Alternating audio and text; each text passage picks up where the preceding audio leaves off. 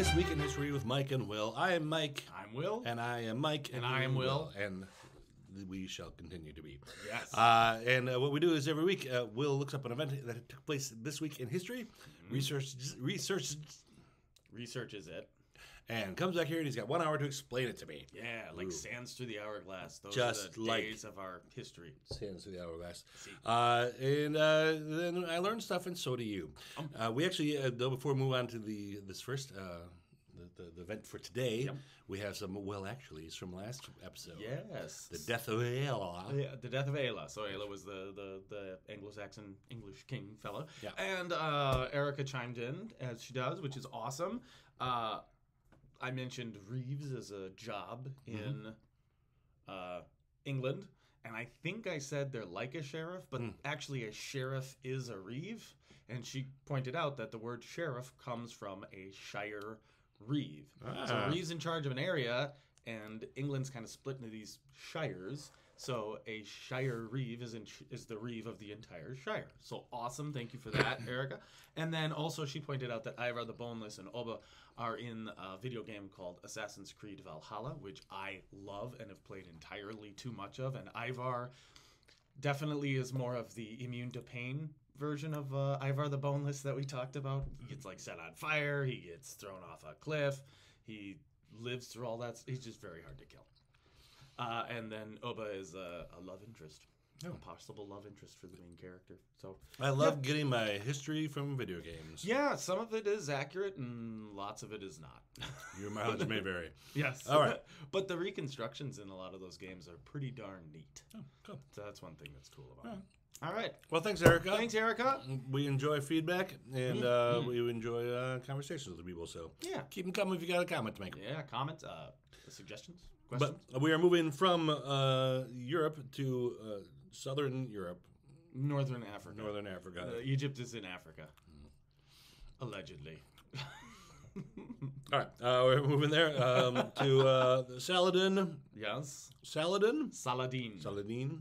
Yes. Becomes the Vizier. The Vizier, yes, of Egypt. Of Egypt. Last week, that's another will, actually. Last week I said that this one would be, he becomes the Emir. An Emir is a commander. A Vizier is a, administrative leader of an entire area.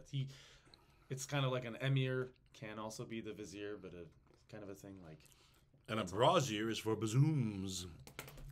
Thanks, Mike. You're welcome. 1 hour to explain. Yes. All this Vizier stuff. Ready? Yes, ready. I probably should have waited to explain it till my time started. So, Salah al-Din Yusuf ibn Ayyub was born sometime in 1137 or 1138. We don't know exactly because he wasn't famous yet, so nobody cared. Gotta be famous when you're born if you want us to remember you. Now, the reason his name is so long is because actually Salah al-Din, that's Saladin is what we call it in English, but Salah al-Din is actually a title. It's like a cognomen, like kind of being called like the Lion-Hearted. What it means is honor of the faith, which is a pretty cool honorific in Islamic culture to be called like the honor of the faith. Yeah. So his actual name is Yusuf. Which Joey. Is Joseph. So hey, Joey. And Ibn Ayyub means son of Ayyub. Ibn is son of. Ibn. So almost every Muslim name at this time, or at least the Arabic Muslims, they're like Yusuf ibn Ayyub, and then it's Ayyub ibn. I forget his father. They don't talk much about his dad, and then it goes on and on and on and on. Just like you have Johnson and Peterson, exactly. That's what it is. Because and if you look at like Icelandic names, that's how they all look. It's Bjornsson if his father is Bjorn, and then if he has a kid, then he'd be like Sven Bjornsson, and then there'd be like Snorri Svensson. Like they just keep going down and down and down. But you get the last name changes. Oh, okay. At least it used to. I think nowadays they preserve it like how we do in like America and most Western countries. So someone won. Yeah. That way you can kind of keep the family name and people can go, oh. Yeah. Okay. Now, Saladin's father was kind of a minor noble, kind of a mover and shaker in his area. And he controlled a fortress. He was the warden of a fortress. Yeah. And at one point, he aided a fellow named Nur ad-Din. Is it all in Egypt? No. So I should have I should have said that. Yeah, so Saladin was born in Tikrit, which is in Iraq. Mm. So he's not even in Egypt yet. And he's actually Kurdish, which is cool. So Kurds are nomadic people who are an ethno group within the Middle East who live in Turkey. They live in Iraq, Syria, I think, Afghanistan. They have a huge chunk of land that is referred to locally as Kurdistan. But if you call it Kurdistan in any of those countries, you might get in a lot of trouble. There's modern day huge issues between the Kurds and Turkey, for example. Yeah. Is that because they were a nomadic people, so they never really sent down, like, well, this is Kurdistan? Yeah. Is it, though? You all keep wandering around it. Yeah. It's kind of like we live here, and we've always lived here, and just because we didn't build giant fortresses and kill everybody around us. Nope, I'm sorry. That's the way we do things. Yep. So build a fort, plant a flag, kill the people. Pretty much. And then you get to keep the It's land. nice to know that it's not just the English who do that. That's true. Like everybody does that. Anyone does. So yeah, there's Not good enough to pee in the corners. Exactly. You gotta build a fort. Have your, herds and flocks. Sure. That doesn't count. But yeah, so Kurdistan is a big chunk, like all of northern Iraq is Kurdistan. It's part of Kurdistan. Okay. Kurds run it. It's a whole separate group. Okay. And he is a Sunni Muslim. Now, there's two main factions of Islam. And then they have some little sub-factions, and then there's some very small, even split-off factions. But the main ones are the Sunni and the Shia. Yeah. And just to really give it a bare-bones difference, because there are a lot of small differences, but the major difference is when the Prophet Muhammad died, the Sunnis believe he did not give a specific heir to his, not reign, but leadership of the faith. Yeah. He did not have a named successor. And the Shia believe that he had a named successor, and it was his son-in-law. And then, ever since then, there's been a factional disagreement. Oh. They have some of the same titles for people, like an imam, but within Sunni culture, an imam he's a religious leader, like a priest who runs the mosque. But for a Shia to have an imam, he has to be able to trace his family lineage to Muhammad somehow. So it's very complicated, and it's a lot more detailed than that. And I would have to do like 7 hours just to explain all the differences and well, no wonder they're intricacies in of the constant conflict. Yes. then.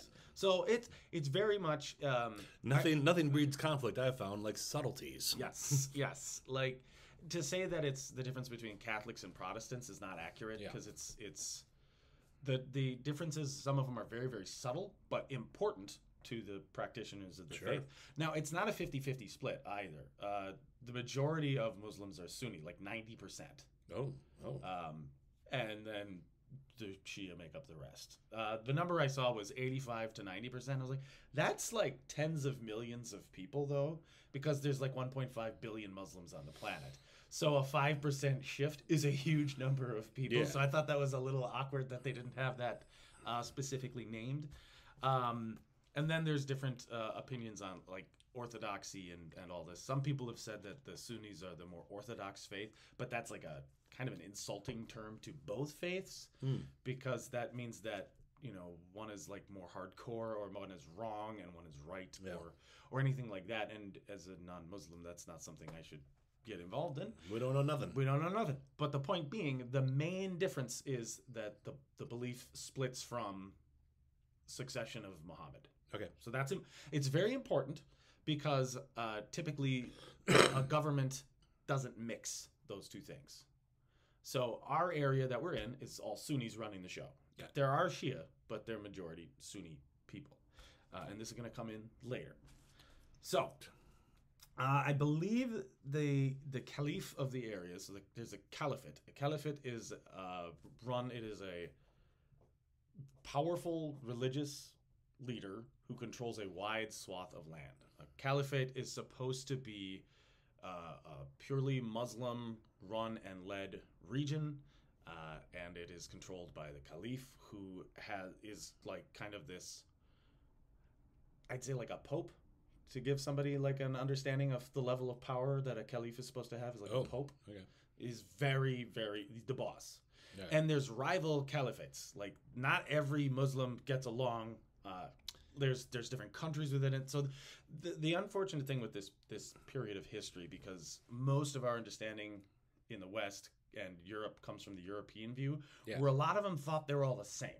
Yeah, well, yeah. And, like, they're totally different. I say all these people's skin colors are the same. Yes. Probably the same. And they're not even that either. Like, they all look very different. It's a gajillion cultures. There's different... I was squinting. Yes, yes. That's the thing. And They're they all don't in have this general spyglasses area. either. The Europeans didn't have that stuff. The Arabs did. Oh.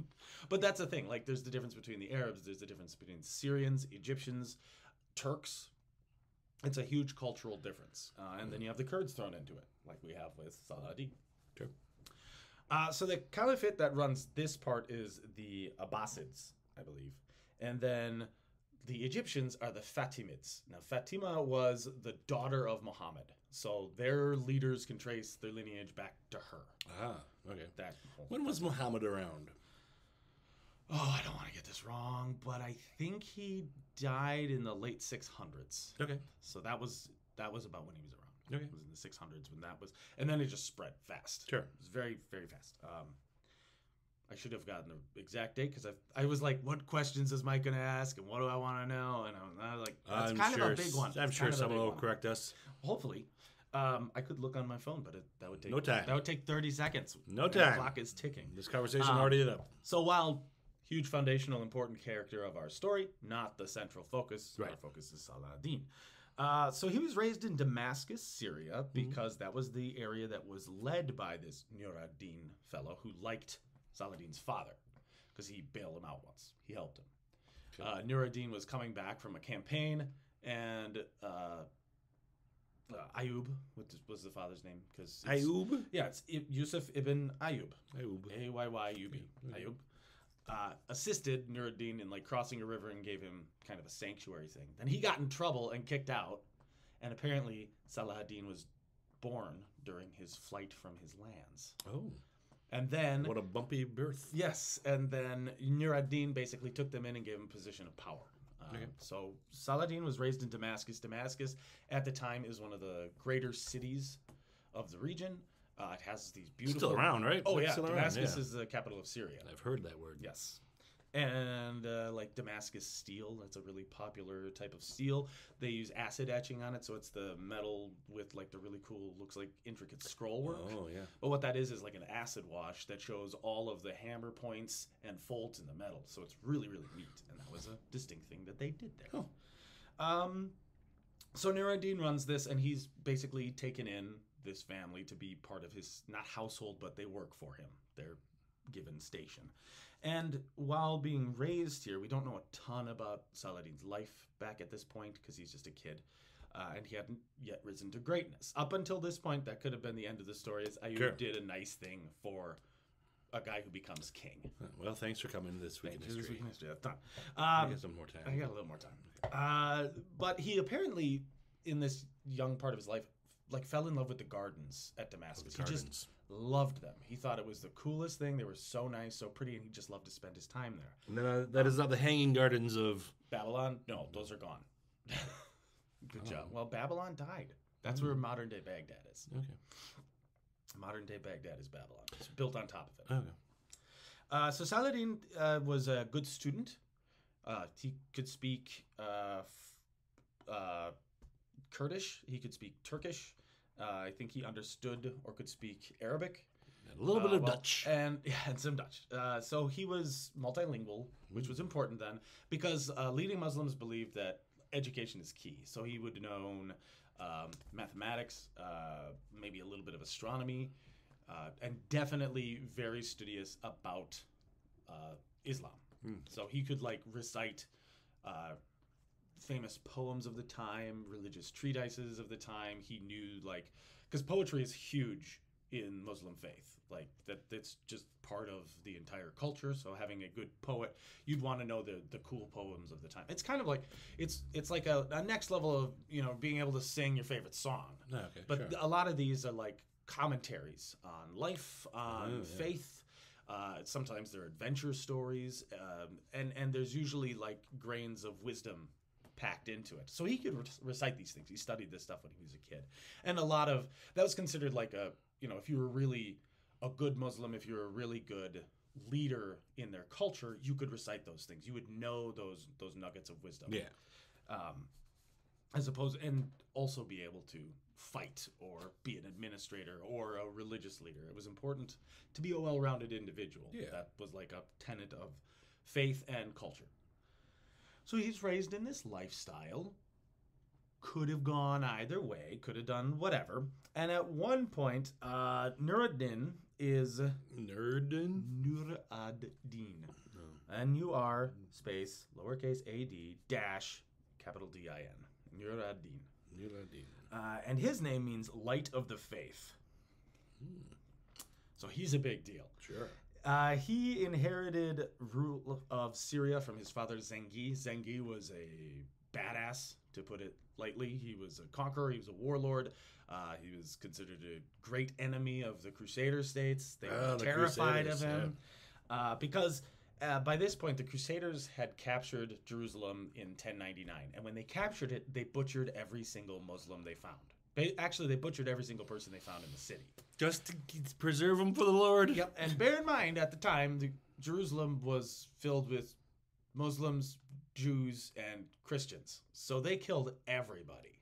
They did not spare anyone. Apparently, the blood ran ankle high in some places. So, good job preserving the faith. So this shocked the Muslim world. Like, that was horrifying. Yeah.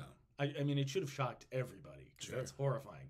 It depopulated a city. Like, anytime, that's like Genghis Khan type stuff, and he's not even around yet. And he probably saw that and was like, don't do that. Ugh.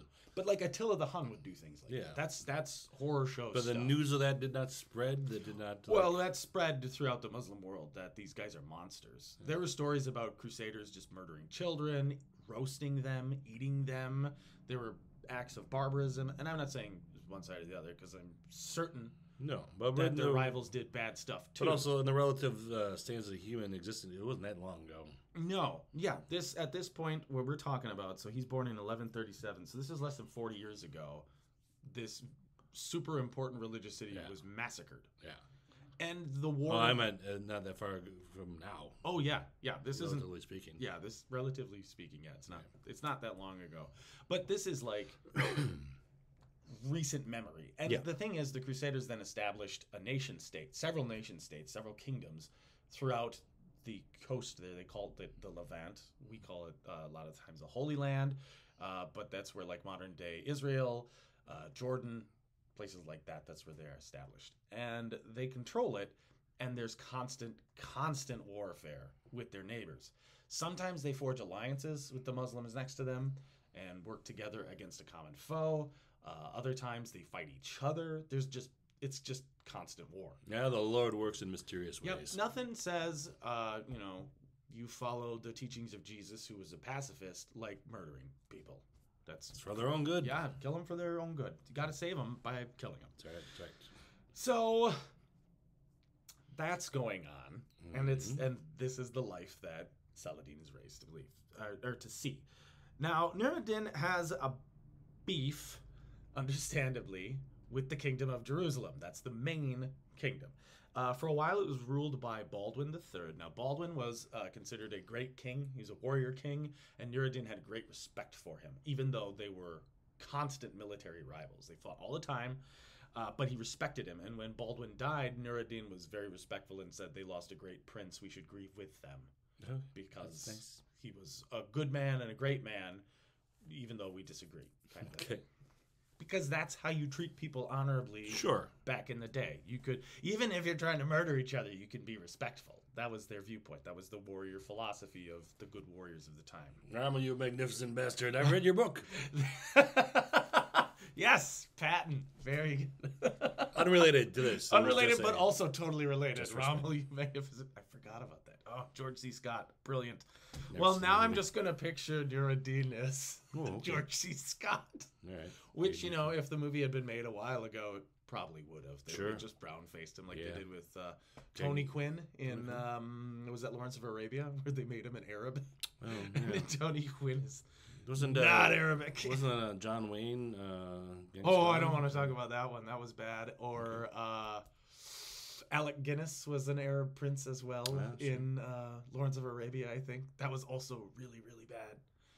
They couldn't find an Arab guy in a world where they exist. Guess not. You can't find it if you don't look. You cannot. At least they got Omar Sharif. He's at least from that part of the world. His name at least sounds like it's... I think he's Egyptian. So they got one guy. One guy. Maybe they put him in charge of finding the other guy. Yeah, and then he's just like, I can't. I don't know. I don't actually know any Arabs.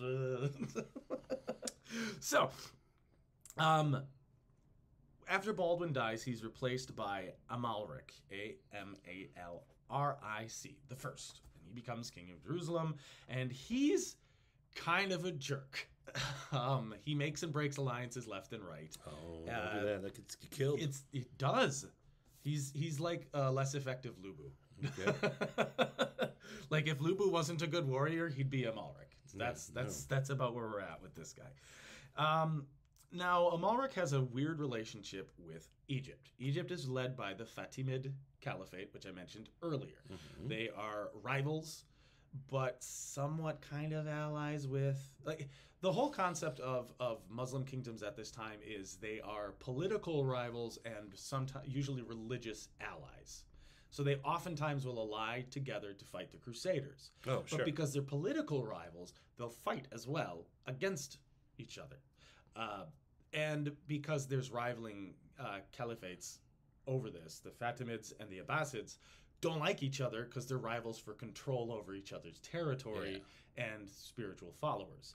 Plus, they're Shia, and these other guys are Sunnis. So there's all sorts of reasons for Egypt to not get along with everybody else. Yeah. And at this time, like growing up, being taught this and studying like the Crusades as a kid, I just thought they were all the same people. Well, they are strange, not remotely close to the same. Now, of course, I was raised in a Catholic school, so they were just like, Crusaders are the good guys, and the Muslims are the bad guys, and they called them the Saracens, and they lumped them all together. With all history, consider the source. Exactly. Now, what's cool is for a lot of this, Saladin hired biographers. Write down my life. Do it. Some of it make me look good, but not too good. It's interesting because it's not overly like his stories. The ones that are actually like about his life are usually not embellished much. Oh. They're just like, this happened. He did this. He did this. He did this. They never say, like they're very respectful of the things he does. You know, and they say a lot about like how God is guiding him and all of these things. But they're never like, Saladin stood on top of a hill and killed 10,000 men with his bare hands and then crushed the Christians and he was the greatest thing ever. They're just like, he did these things. And all the Christians are like, he did those things. But we're not there yet. Yeah, okay. We're not there yet. So, this is one of the wildest bits of Saladin's story, and he's only a minor character in it, unfortunately. So Amalric is kind of sworn as the protector of Egypt, even though they're Muslim and he's Christian. Okay, so the Kingdom of Jerusalem's like, we'll protect you guys from your rivals. But also he wants to conquer it because Egypt is wealthy. So Egypt is a total mess. Like a total political mess. There are religious rifts between the leadership. Their leaders are split between the religious faithful leader and then the top administrator. So you have the caliph, who's, like I said, kind of like the pope. Yeah. And then there is the vizier. And a vizier is supposed to be the top administrator, the guy who runs the day-to-days and runs the country and leaves all of the spiritual stuff and overall guidance and leadership to the caliph. Now, the last time there was an adult caliph is in 1147, and after that, it's all kids. So they're weak. Kids, you hear that? You're weak. Children. So we're in like the 1160s era now. This is where we're at. So Saladin is older now. Yeah. And he's starting to get to this point where they're like, we got to give you a job. You need to have a position, and then you can pursue. Then you can pursue some kind of position either in the military. And he doesn't really want to be in the military. He doesn't. He prefers. He's a man of faith, so he really wants to pursue being maybe a cleric of some kind, rising through that, or being maybe a poet, because he's a thinking man. Like that's more of his speed. Yeah, okay. His uncle, on the other hand, is amazing. And his name, I want to pronounce it properly, is Shirkuh. Shirkuh, which is S-H-I-R-K-U-H is how we spell it. Shirkuh is a badass Kurd. He's a Kurdish warrior. He is famous for single-handedly fighting a powerful, they called them Franks. They were the crusaders. Okay. He fought Raymond... I don't remember his last name, but he fought a leader of a Frankish army in hand-to-hand combat, like sword to sword, and killed him. He leads armies. He's a soldier. He's famous for being generous. Like he does not crave wealth. He does not crave power. He fights for the cause that he's given. Okay. He's also a really little round guy. Oh. He's recorded repeatedly as being fat. Fat. But also he has this crazy level of endurance where he just handles hardship like it's no big deal. Oh. Pain and hardship don't bother the guy, but he loves to eat. Okay, well, which is fine. You gotta have your vice, right? Sure. You gotta have your vice. Better to have it be that than genocide or something. Like that's an okay vice. Eating a lot. He likes rich meats. That's what they say. He likes to eat rich food. That's his thing. Sure, that won't cause him problems later on in life when we don't have any kind of treatments for diabetes and things like that. No problem. So he's probably dead by now. Shirkuh, though, is a fierce warrior. He's very much in touch with his old school roots of being nomadic warrior folk. His tribe has only recently become more civilized and become part of this caliphate and the Syrian government. So he's considered kind of like a little barbarian guy who just, if you need something done, he'll do it. And he starts to become Nur ad-Din's right-hand man. He's like his top general. It's like if something needs to be done, you send Shirkuh to do it, and he will handle it. Nice. You need a guy like that. Shirkuh wants his nephew to be taken care of. So he's like, Yusuf, I got a job for you. You're going to work in my army, and whatever Nur ad-Din wants us to do, we're going to do it. In 1164, Nur ad-Din is approached by the Vizier of Egypt. His name is Shawar. Shawar is infamous in history, and we're going to find out why. But Shawar was just kicked out of his position. Oh, so there's an opening. He was kicked out by a fellow named Dirgham. Dirgham he's the new Vizier. There was a battle where Amalric, king of Jerusalem, invaded, and he won. And basically, a bunch of people within the court were like, well, you suck as Vizier because you lost the battle. You're out.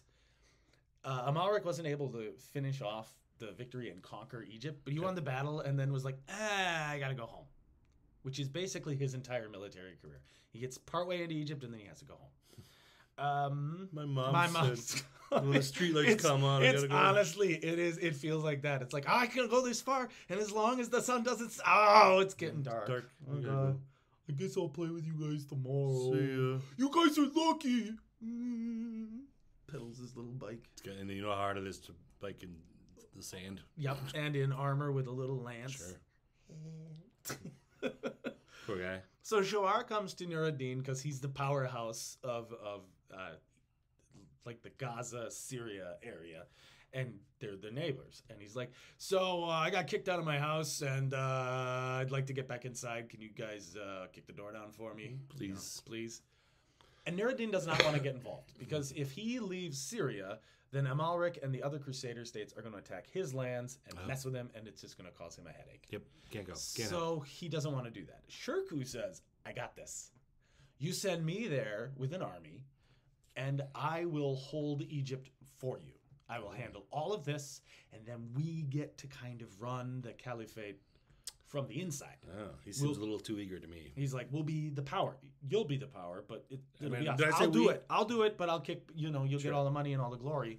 And Nur ad-Din's like, yeah, that's a good idea. Plus, Shirkuh's never been anything but loyal. He's a fierce warrior, and he figures, I'll send him. That'll take care of it. Okay. Shirkuh doesn't. I've heard about these fierce warriors before. Yeah. So Shirkuh takes young Saladin with him. At the time, let's see, it's 1137.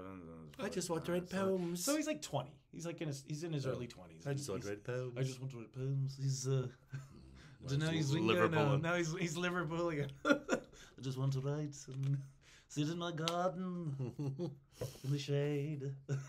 I'd like to be writing poetry All in a of this is Damascus inaccurate. garden in the shade. It's very inaccurate. I think so. But how nice would that have been guess. for Yusuf to just be like, oh man, I'm just going to sit under this fruit tree and eat fruit and write poetry all day. That's kind of what he wanted. I mean, that's good life goal in general. Well, the Crusader states wish he would have done that because when he. All right, so Shirkuh takes Saladin with him, and they go with Shawar into Egypt, and immediately start setting about beating the snot out of Crusaders, and they fight Dirgham, the guy who took over the Vizier ship, in the field, and they kill him. And Shawar's like, yeah, I'm the Vizier again. Get out of my country. And he kicks Shirkuh out of Egypt. Oh. Because he was like, well, so I did you guys conquered. Thanks very much. I'd like to finish conquering. What do you want for it? And Shirkuh basically gives him a price tag. Well, if we're going to be working for you basically as mercenaries, you have to kick money back to Nur ad-Din, or we're not going to keep fighting for you. He says, that's too much. Hey, Amalric, you want to be buddies? So Shawar then goes to the king of Jerusalem for aid against Shirkuh, the guy he asked for help. So he switches teams. Oh boy. So first he gets kicked out. Yeah. Then he gets this guy to help him. Then that guy he doesn't like that guy anymore. So then he goes to the Christians and he's like, you guys help me. So Amalric comes to attack Shirkuh in his fortress. Okay. And he was already on the way because Dirgham asked Amalric to show up and help fight Shirkuh. So Amalric's like, where am I going? Who am I punching? All right, here I am. And he's about to besiege a city, and Shirkuh sends his nephew, Yusuf, Saladin, to withdraw as many supplies from the city as possible. It's called Bilbais. And the city is called Bilbais. He grabs all the stuff he can and leaves, and the Crusaders sack the city and loot it of all the goods, and then they're like, yeah, we did it. And as they're leaving Egypt, Shirkuh catches up to them. There's a big battle. Hey guys. And we're like, at the time, we're not talking like tens of thousands of guys. Sure. There's like, Shirkuh's got like 2,000 men, and the Crusaders have like 400 or 500, and most of them are knights. The battle it was called the Battle of Al-Babain. Al-Babain. Sounds like a bouncy little battle. Yep. Well, actually, it kind of was. They kept bouncing all over the place, fighting each other. One guy wrote about it as like the greatest military victory of all time. But actually... This is my first story. Yes. Actually, Shirkuh lost more men and technically won the battle. So he won a battlefield victory, but wasn't able to capitalize on it, wasn't able to pursue Amalric's forces, wasn't able to wipe them out, so it wasn't really a total victory. The greatest of all time. Yes, and he's probably talking it up because this is Saladin's first bit of command. In the battle, Saladin is given, there are two versions of what happens. He either is commander of the baggage train, and his job is to look vulnerable and lure in the Crusaders to attack the baggage, which is a commonplace thing for people to attack the baggage train because then you get all their food, all their loot, all their Louis Vuitton supplies. Yeah, you get the coach bags. Yep, and then you take them away on a choo-choo train. That's how it works.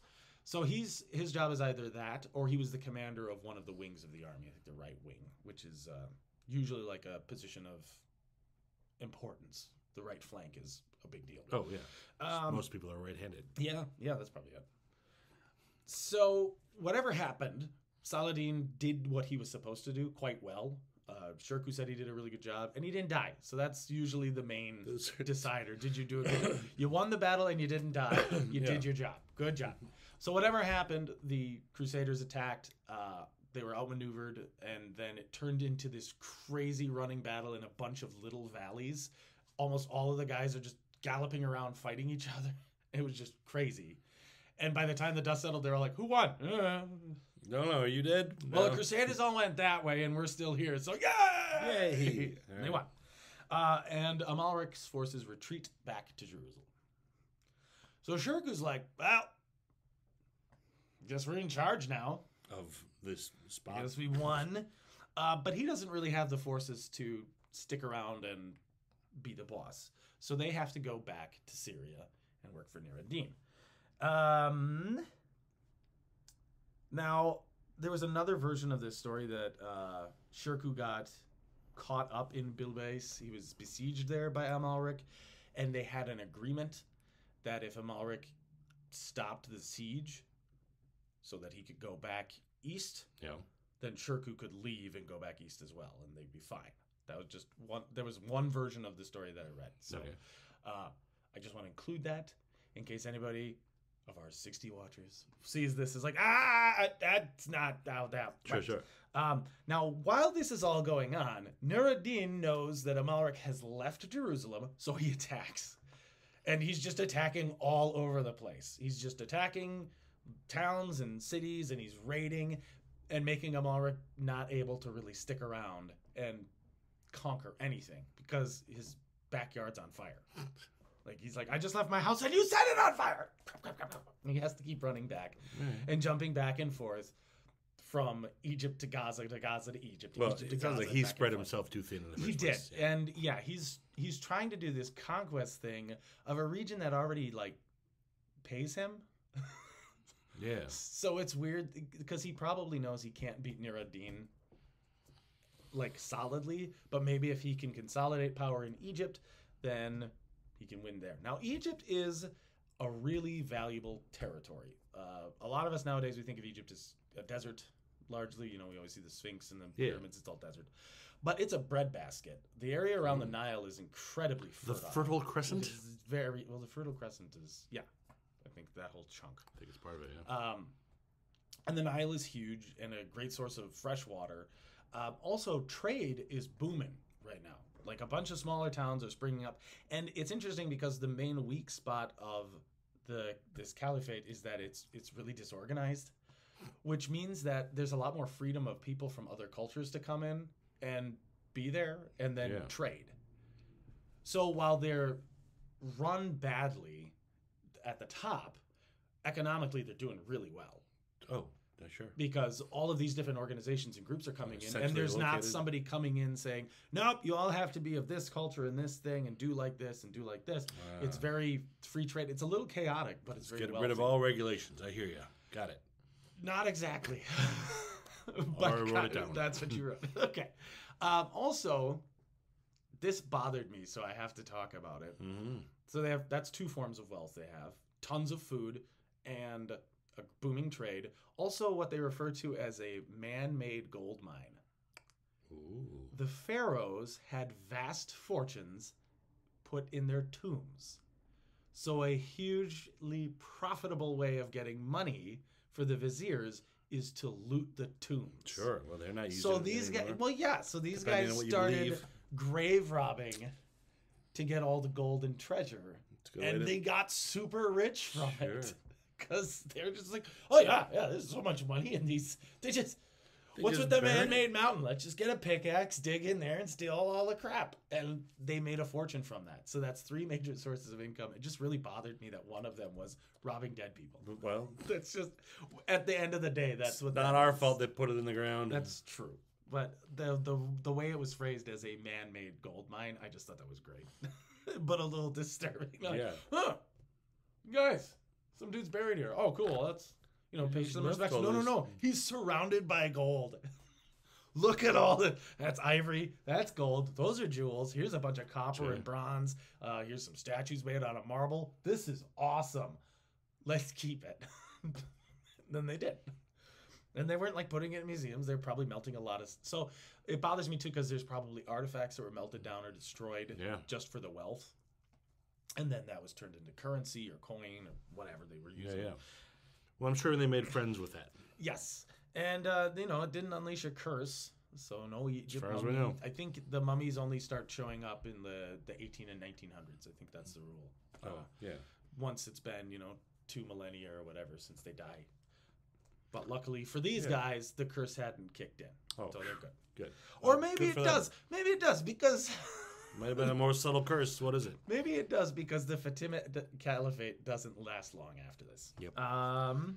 That's how curses work. That's how curses work. The best ones you don't know what happening. So that was 1164. All this chaos is going on. 1166, Shirkuh is sent back into Egypt. So he rides in with an army, and Amalric chases him. If he's going to Egypt, I'm going to Egypt. All right. I think Amalric just needs to take the day off. He really does need to take a breather. So he follows him like a year later and occupies Alexandria and Cairo, which are major cities, they're major ports. They're important, and makes a formal treaty with Shawar. Again, so they're back on the same side. And Shawar's like, yeah, sure, why not? We will give you money, and you will hold those cities, and we will kick Shirkuh in the face. And Amalric's like, cool. And then Nur-ad-Din starts attacking him again. And he goes, I gotta go. And Amalric leaves with his armies. Right. So Shawar's like, I hate you. Okay, fine. I don't want to. I don't know if I would want to work with this Amalric guy. Yeah, I don't think so either. So Shawar's like, but you were, but I owe you. Why do I have to pay you for doing a job you're not doing? It's like a plumber who won't put in pipes, but he keeps demanding money. I hate you. This is your job. This is your only job. And he's like, I don't have a job. I'm a king. I do what I want. Ugh. Also, your god's wrong. Like, they're just, it's very petulant. But yeah, Amalric has to go back and deal with Nur-ad-Din, who's just like a blight on his existence. Because Nur-ad-Din is a great warrior and a great commander, and he's constantly keeping him destabilized. So, Shawar is sick of this crap. And then in 1168, Amalric attacks Egypt. He just invades it. He's like, you know what? I'm not even going to treat you like a tributary state. So this, I think, is his fourth actual invasion. Before all of the stuff with Shawar being kicked out and everything like that, Amalric has invaded Egypt before. That's why they were like a tributary state. So now that he comes in, he's like, I'm conquering it. I'm sick of this. So Shawar goes to Shirkuh and asks him for help. And Shirkuh's like, Are you serious? You hired me before, and then I did my job, and then you're like, I don't want to listen to you anymore. Get out of my country. And then you tried to kill me, like a bunch. Remember that? Remember that? Sure, I'll help you out. It's cool. Oh. So Shirkuh does help out Shawar. What a guy. Shows up, immediately starts besieging like Crusader-held areas, and then they have a large battle, and he crushes Amalric. Awesome day. And then he conquers Egypt because he's sick of Shawar's crap. Yeah. He starts fighting off his armies, and then he besieges Cairo. Which is just awesome. He's just tired of him. So that's in January of 1169. So it takes him a little over like 6 months to a year to conquer the rest of everything. He wins, and then he immediately executes Shawar because he's sick of his crap. Well, that is one way to end this. I am tired of you switching sides and stabbing people in the back and doing all this crap and claiming that you're doing it for the Caliph and doing all this other crap. I'm done with you. Bye. You're dead. One version says that Saladin poisoned him or assassinated him, but Saladin's not in charge, so I don't think that happened. Okay. Shirkuh's in charge. Shirkuh and Saladin working together? Oh yeah, nephew and uncle. So he could have sent Saladin to kill him. Yeah, as like a sign of loyalty type thing. Okay. That would have been fine. But every other version I said he executed him. Oh, okay. So you wouldn't have an assassin for an execution. Right. That's sneaky. He very would much publicly kill him, probably. Like, let this be a lesson to you. Nur-ad-Din's in charge now. Dead. I mean, Nur-ad-Din's totally not in charge. I'm independent of him. Because now Shirkuh is made Vizier. Go Shirkuh! Yay! January 1169. And then about a month later, he dies. Oh, like how? Oh, it's not great. He dies from quinsy. Quinsy, which is basically horrifically swollen and infected tonsils. Ew. He would have horrible bouts of indigestion from how he ate. He'd get gout. So he probably had complications from diabetes and other illnesses caused by... Brought it on his own fat self. Yes. Basically, he died from being fat. But, like, if this disease gets bad enough, your throat closes because it swells up, so it's hard to breathe. And it's apparently incredibly painful because the only ways to fix it are through antibiotics, which they don't have, steroid treatments, which they don't have, drinking a lot of water, which they do have, and draining the pus. Which they could do. Which basically means you're leaning forward because you can't drink that. So, and that's the back of your throat. So that's just gross. Apparently he dealt with this for a long time, like years. He would just have bouts of quinsy. And he'd just it sounds pleasant. Yeah, it sounds great, right? No, the word quincy sounds nice. Yeah, it sounds nice. It's quincy. It's like, whimsy. Yeah. It's no, it's terrible. I was looking at it, I was like, what is quincy? This sounds fine. Oh no, this is gross. I think the actual term for it, I think, is the shorthand is PTA, and it's I was reading about it, and it's just really nasty. There are pictures of it. It's gross. But basically they show the inside of the mouth, and it's just very, very red, and there's very small opening at the back of your mouth. So it's like hard to breathe. You're moving through the desert. He's a soldier. Yeah. But that's why he had this reputation of just being tough as nails, because he's dealing with all this crap that he did do to himself, but he just kind of grunted and dealt with it. Yeah. So that was very respected. And he's this pudgy little guy on a horse, and he's terrifying in combat, but he eventually dies. Now, he had a very clear plan for succession. That's good. Saladin. That's his boy. Yeah. That's his guy. He's been training him to be a replacement. His nephew has been fighting by his side, serving as his personal officer. He's been learning everything from Shirkuh. So while Saladin is respected for his mind and for his faith, Shirkuh also, he valued that. He didn't go, you're a wuss. That's very valuable stuff you're learning. But you also need to learn soldiering because it's very important for our family to maintain we have to stay valuable. Yeah. Nur ad-Din has been very good to us. We stay valuable by serving him militarily. And this is what we do. Words are nice, kid, but let's get that sword out. Yep, exactly. So that's why he gave him positions of command. He gave him increasingly more important jobs. We see the rise of him through this career. And then he has the faith in him that he can take over after him. Now, Vizier is an elected position. Oh. So whatever Shirkuh wants isn't necessarily going to happen. So after Shirkuh dies, there's some finagling that has to happen. A bunch of people step forth as the Vizier. And it's all up to this fellow, Al-Adid, to choose. He's the caliph at the time. So now he's still pretty young. And at this point, Saladin is still in his 20s. He's not very old. And they think he's too young and he could be manipulated.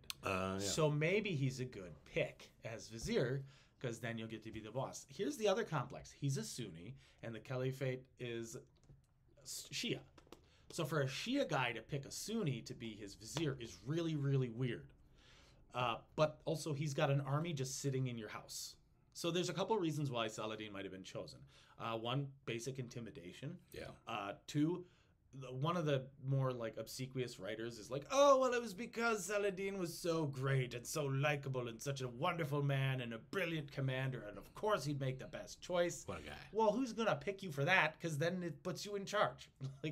Then they're oh yeah, we just made a really strong leadership choice. That's not what we want. We kind of want a weaker Vizier so the caliph can start running things again. Right. And then another was that maybe we could get one over on him and he's easy to control. Whatever happened, Saladin proves to be an incredibly capable and intelligent leader.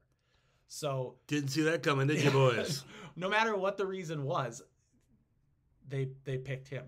Also, there's a big push within his group to have the Kurdish people in positions of authority as opposed to the Turkic people to be in control. So Nur ad-Din is a Turk. He's called a Seljuk, Seljuk Turk. And that's chunks of Syria and modern-day Turkey and a huge swath of land over there. They're the classic horse archer nomadic folk. That's the Turks. And the Kurds and the Turks don't always get along, as we know even up until today. So they're a little shy about letting the Turks run things. They don't trust them because they think the Turks are always trying to get one over on the Kurds through conquest or whatever else. And also, Saladin has this very strong sense of family bond. You are loyal to your family. Yeah. So one of the things he does after becoming vizier is he requests his father be sent to him so he can be by his dad. Oh, where's his dad been this whole time? His dad is, I think, in Baghdad at this point because he was sent from Baghdad. So he has to ask that for the permission, and his dad is sent there. And at where is this? So that's 26th March 1169. So that's the day of our event. Is Saladin is made the official vizier of Egypt. Huzzah! This is the highest position of authority he's ever gotten. This is a big deal. He's basically running a country. You get the hat and everything. Yes, I think. I actually looked. He didn't really get a hat. When he becomes vizier, he swears off drinking. He says, I will not drink, and I will swear off all finery. He stops wearing fancy clothes. And I will wear, he says, the robes of faith. So he basically just starts wearing kind of like plain black clothing for the rest of his life. Cool. Even though he's the most powerful guy in this country, he's like, because pursuit of wealth, and, well, probably he saw what his uncle did. Basically drank and ate himself to death. He's like, I don't think that's a good thing to do. But also, by drinking too much, you can be distracted. You know how drunk people can be. Sure. They do stupid stuff. They do. So his view is, this helps me be more in touch with faith. This helps me be a better leader. So I will give up these things, these material, temporal things, and that will make me better as a person. And I'm more capable of that. So that's a big vow for him, and for the rest of his life, he does not drink alcohol, and he never is seen like wearing gold. What a guy. He never wears shiny stuff. Right. Which is wild, considering what he's about to do, and the level of power he gets to. And he's just and like... how much access to shiny stuff he has. has. He has all the shiny stuff. He could just... Sure. I'm gold now. And he never does. Which is awesome. So he's the vizier. That's awesome. He starts establishing power, and he wants to control the city a little, or the country a little better. Unfortunately, there's a massive uprising. Specifically, it said black North African soldiers. Oh. Like 50,000 of them rise up in rebellion because they're like, this guy's a foreigner, and he should not be running our country. But apparently, Saladin's really good at what he does because he puts down the rebellion in a couple of months. And this is 50,000 soldiers, not peasants, soldiers. You say put down, so not militarily, or is it militarily? Oh, it's militarily. Okay. He fights. Like, he's out there, he's fighting. He's leading troops. It didn't have a lot of details about, like, the tactics, and I didn't, like, dig into a book specifically just about this rebellion. But I'm imagining if you're fighting, like, a several-month-long campaign against that many soldiers, it's either decisive battles or a ton of really fast action. Yeah. And it's just hard to keep track of everything. I thought maybe it was diplomacy. He probably used a balance because he was good at talking to people and getting things to work out. As we see, that's how he becomes vizier, is he's doing some moving and shaking. So he gets the rebellion handled and then immediately starts kicking the crap out of the crusaders that are in Egypt. He besieges a bunch of cities. Which one was the big one? Durham in 1170, which was a major crusader stronghold, crushes it, drives them out. So he's the boss now of Egypt. Sure. But there's a kind of a nagging question. Because he is technically a servant of Nur ad-Din, but he also serves the Caliph al-Din. And al-Din and Nur ad-Din don't like each other. Yeah. And they serve, Nur ad-Din is in this different caliphate, and he's a Sunni leader, and he's a king. And al-Din is, like, supposed to be this king, ruler, pope guy. So there's always these questions of where does his loyalty lie? Where does Saladin's loyalty lie? And technically, it's supposed to lie with both of them. Perfect. But they're at odds. So that's a problem. So long as they don't talk to each other, we'll be fine. The problem seems to solve itself. Oh. In 1171, 13th September, al-Adid dies. Apparently, when he died, he sent for Saladin to talk to him. Saladin refused to see him. He thought it was a trap. Yeah, sounds like a trap. Or it could be seen as disloyalty to the Abbasid caliph by going and seeing this other caliph and doing all this stuff. So he thinks it's this whole scheme. And it was just so he would take care of his children. Aww. That's all al-Adid wanted. That's all I wanted. I just want to make sure my kids are taken care of when I die. Aww. There are rumors that he was assassinated or poisoned by Saladin.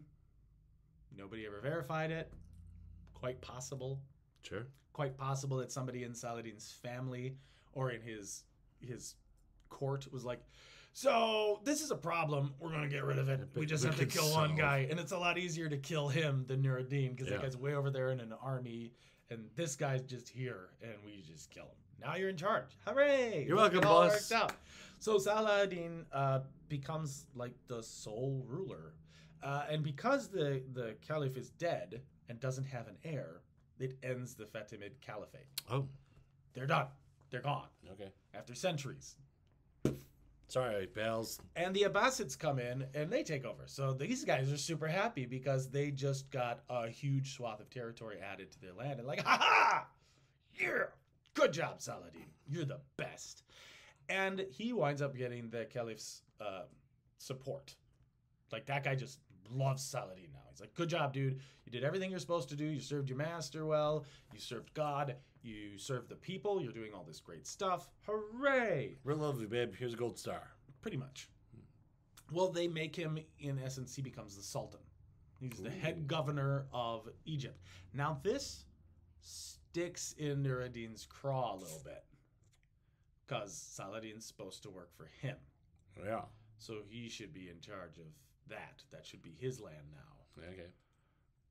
And Saladin is like, well, I work for you, man. I just Don't run worry. all of this. Just so happens, I mean... Nur ad-Din starts gathering an army. why are you doing that, man? A really big army. No, man. From like all across his land. Yeah, play it from cool, man. Play it neighbors cool. and everything else. And the caliph is like, oh, no. So Joey, Yusuf, old buddy, they go to Saladin and they say, we think he's going to kill you. Oh, man. We're pretty sure he wants you to die. Oh, now, no. Saladin has had to deal with assassins for most of his life. Who hasn't? After he became the Vizier, like a dozen guys tried to murder him, and then he figured out who was in charge and had the guy arrested and executed. And he's been dealing with assassination attempts for a very long time. This is a very popular thing. And there's a group of people called the Assassins, the Hashashin. Do they have a creed? Yes. Ooh. Assassin's Creed, the video game, is literally based on these guys. These are real people. Yeah. They had the old man on the mountain. That was a whole thing, that they had this mountain stronghold.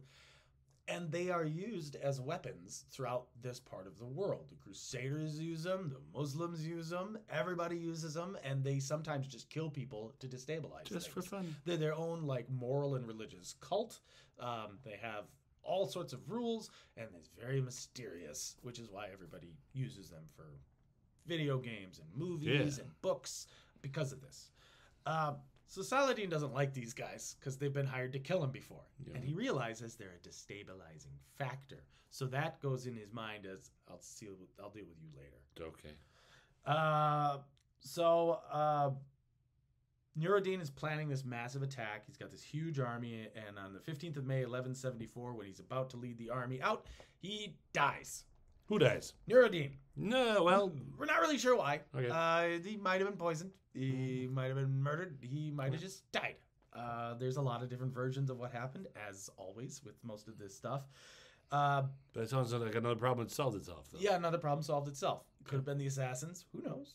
Could have been Saladin was like, kill him. But Nur ad-Din died, and Saladin is kind of put in this weird position. It's considered hypocritical and oath-breaking and sacrilegious, basically, for him to invade Syria and conquer it. I shouldn't. Because it was his master's land. It's one thing if he fought Nur ad-Din, if Nur ad-Din attacked him. Yeah. That's defense. That's fine. But to invade your sworn leader's land, not cool. The problem is, he has no successor. Nur ad-Din didn't have a successor. He doesn't have anybody sitting behind him. And he's a border country with the Crusader states. So who's in charge anyway? Anybody could come in and take the land. Yeah. And a bunch of people think Saladin is perfectly suited to rule. He's smart. He's in his 30s. He's middle of life. He's ready to go. He's proven he's a capable leader, a capable administrator, and a very strong man of faith who is obviously not bought off by any vice, which is a huge deal. Yeah, let's put him in charge. So he takes like 700 horsemen basically. So he's moving fast and light for the time. And basically sprints to Syria, and he's like, so I'm I don't want to conquer anything, but I would like to take over the thing. Please. And according to the majority of sources, emirs, which are regional commanders, start flocking to him with their armies. And they're like, oh, yeah, we saw what you did in Egypt, and you were a loyal servant of Nur ad-Din.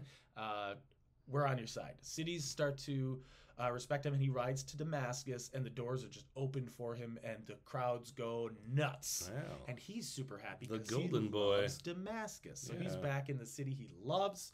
He gets to go to the gardens that he loved, that he grew up in, and he's very, very happy with this result. And basically all of Syria says, yeah, we work for you now. Yay. So now he owns Egypt and Syria. He's the first guy to be Sultan of both at the same time. Nice. Awesome achievement. He doesn't stop there. Remember the assassins? He doesn't like them. No. So Can't trust them. He has a personal campaign against them to destroy the assassins. Okay. So that's what occupies a lot of his time in 1175. Now that he's dealing with the internal matters and he's expanded his control over all of Syria, all of Egypt, he reaches all the way to Arabia at one point. So he's got this huge chunk of land which surrounds the Crusader states. Now it's time to deal with them because he's sick of their crap. He begins a campaign against all of Jerusalem, all the Crusaders. They all got to go. His attacks are largely started because there's a famous Templar named Reynald de Chatillon. He's a Frenchman. Sounds French. Particularly vicious bastard. He would attack Muslim convoys and massacre the people, even though they were largely peasants. There's one story where he killed Saladin's sister. That was made that was incorporated into a movie called Kingdom of Heaven, and it's not an amazing movie, but there's some parts of it that are really cool. Like the guy who portrays Saladin is awesome.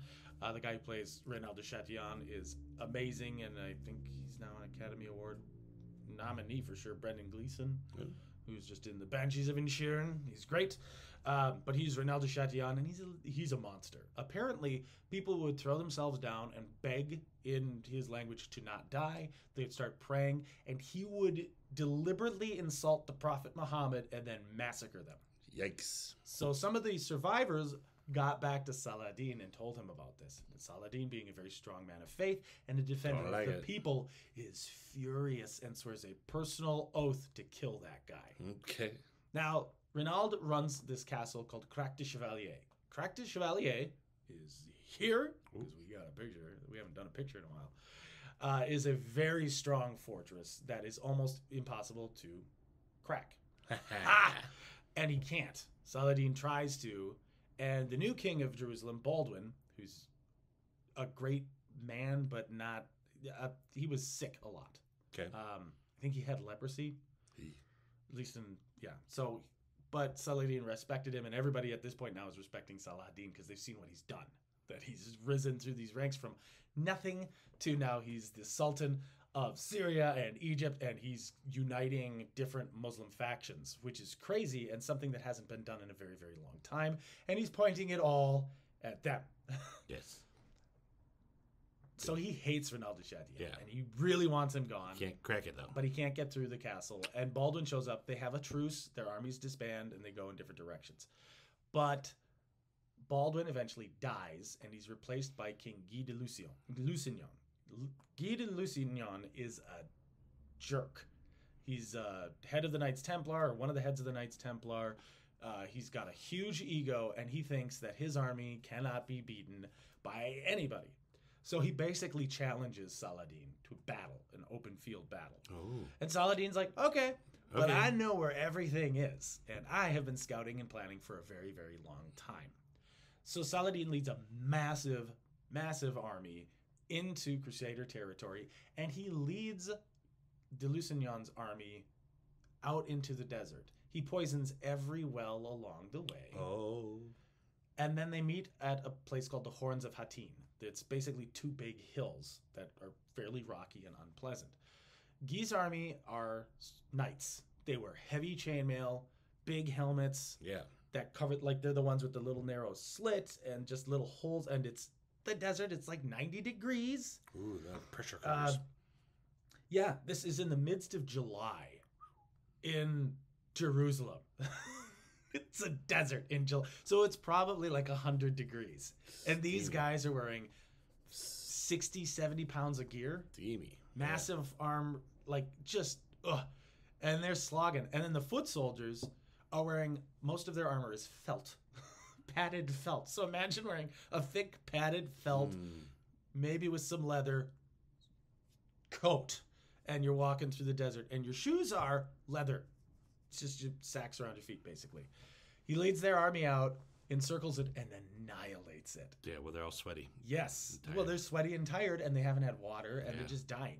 So he captures the king. He captures the piece of the true cross, which is a relic of questionable authenticity, we'll say. It can be used as a toothpick if you want. Yes, and I think a lot of Christians would be mad if you did it. But apparently this was a piece of the cross that Jesus was crucified on. He also captures Renaud de Chatillon, and he personally kills him. Oh, because he's pissed at that guy. It's usually not okay to kill prisoners, but he makes an exception because he's no, not you. You are a bastard, and the things you have done are awful. So dead. He kills him. So that guy's gone. Then after that, on the 2nd of October, same year, he gathers his forces and he takes Jerusalem. And everybody is expecting him to kill everyone and everything because he's basically made a vow that he's going to. Yeah. In revenge for the same thing that the Crusaders did. Instead, he lets them all go. Surprise. They have to buy their way out. So it's basically, yeah, you can leave, but you got to leave your money behind. I got to pay my armies. Sure. So he lets them go and he guides them into other Christian territory with his army so that they're protected, which is nuts because normally they'd be like, yeah, you can go. You can go. How far away are they? Half a mile? All right, send out some riders with some arrows and just pick them off. Just make their lives hell. Instead, he sends his troops to make sure they get to safety. He's taken Jerusalem and he's ended the kingdom of Jerusalem. Then in 1189, is when the Third Crusade starts and Richard the Lionheart shows up and he battles with him. The Battle of Arsuf, Richard wins, but Saladin basically gets to keep control over all the land he's gotten, including Jerusalem. So after Saladin captures Jerusalem, they never lose it. The Crusaders never take it back.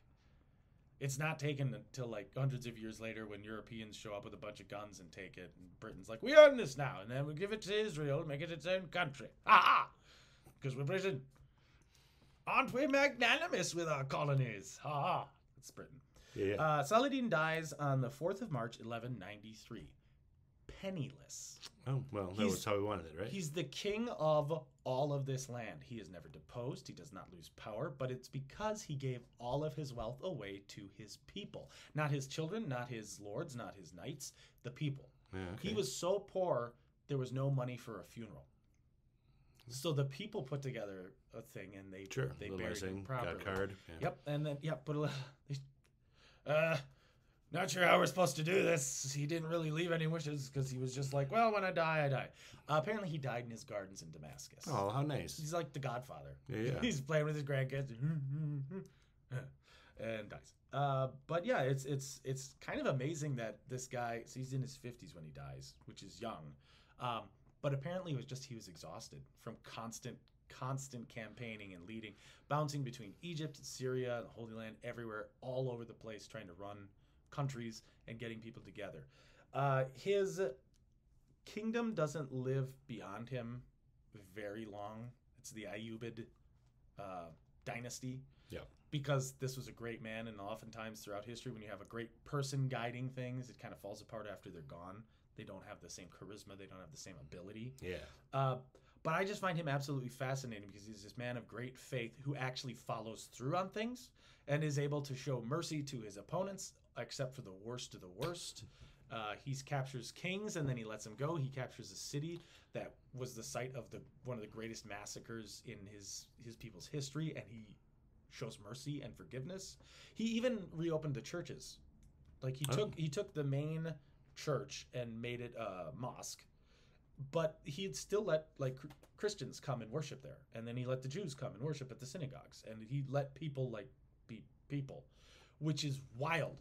And What a guy. very different. So that's Saladin becoming the Vizier of Egypt. It was a very long and arduous process to get there, and then he becomes Sultan of all the stuff.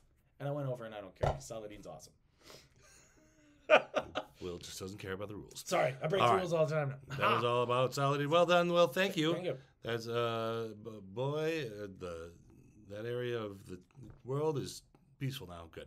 Yep. Yeah, it's good that they sorted it all out back then so that it would be totally nice and peaceful for everybody now. Yeah, It's totally cool. And nobody's ever fought over Jerusalem ever since. Yep. It's been great. Problem solved. Problem solved. All right. Well, that was This Week in History. As always, if you have any comments or concerns or things, you just put that in the thing.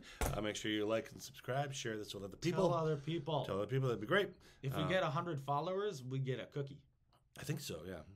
Don't we get something if we get like 100 people? It's something about the web address or something. Yeah, something happens. And then if we get thousands of people, we can monetize it. Something more happens then. And then we can do even cooler stuff like You can tune into us pretty much every week we do this. And next week we'll be discussing an event in Russia. Yep.